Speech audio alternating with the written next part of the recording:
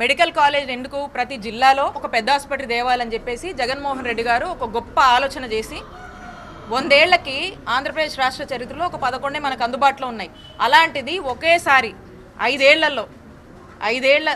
ఏళ్లకి 17 government medical college తేవాలని చెప్పేసి జగన్మోహన్ రెడ్డి గారు ఆలోచన చేసి సుమారు 8,500 కోట్ల ఖర్చుతో వాటిని ఏర్పాటు చేయాలనే ఒక నిర్ణయానికి వచ్చి దాంట్లో మేము 5 ప్రారంభించాము.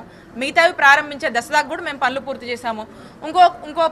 ఇంకా మిగతావి కూడా కొన్ని పనులు ఈ కూటమి ప్రభుత్వం వచ్చాక వాళ్ళు కూడా కొంచెం చిత్తశుద్ధి వాళ్ళకి గనక ఉండుంటే అవి కూడా అందుబాటులోకి వచ్చాయి. ఇవన్నీ వద్దని చెప్పి ఈరోజు ప్రైవేటైజేషన్ అని ఎత్తుకున్నారు. ఏమంటే ప్రైవేటైజేషన్ అని చంద్రబాబు నాయుడు గారు ఎత్తుకున్నారో అవన్నీ ఏం చేశారు? ఇప్పుడు స్టార్టింగ్ రాగానే ఒక ఆర్డర్ ఇచ్చారు. ఒక్క ఇటుకరాయి కూడా జగన్మోహన్ రెడ్డి గారు ప్రభుత్వం దిగిపోయిన తర్వాత ఒక్క ఇటుకరాయి కూడా అటు నుంచి ఇటు వేసే పని లేదు, ఏ మెడికల్ కాలేజ్ని డెవలప్ చేయాల్సిన పని లేదు, మనం ప్రైవేటైజేషన్కి వెళ్తున్నాము, ఇవన్నీ అంబేద్దామని చెప్పి ఒక నిర్ణయం తీసుకున్నారు. దాన్నే మళ్ళీ బహిరంగంగా వాళ్ళ ప్రొసీజర్ ఏదైతే ఉందో ఆ విధంగానే చెప్తూ ప్రిపేర్ చేస్తూ వచ్చి ఇక్కడ మా మీద లేనిపోని నిందలు, మేము ఇంత ఇన్ఫ్రాస్ట్రక్చర్ చేసినా లేవు అని అలాంటి గోబెల్స్ ప్రచారాలు పుట్టించి వీటిని అంబేయడానికి ఒక స్కెచ్ చేసి ఒక పెద్ద స్కామ్కి తెరలేపారు.